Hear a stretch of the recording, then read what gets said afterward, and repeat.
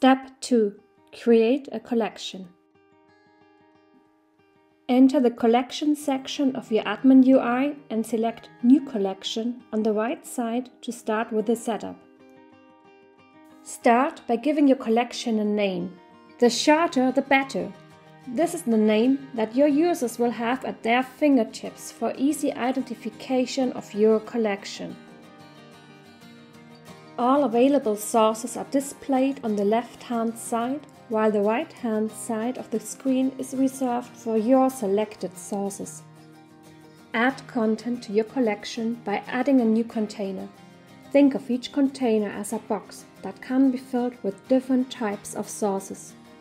See the blue arrow next to the name of the source?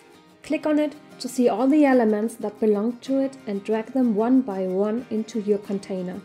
If you add the source itself, all the associated lists will be added automatically.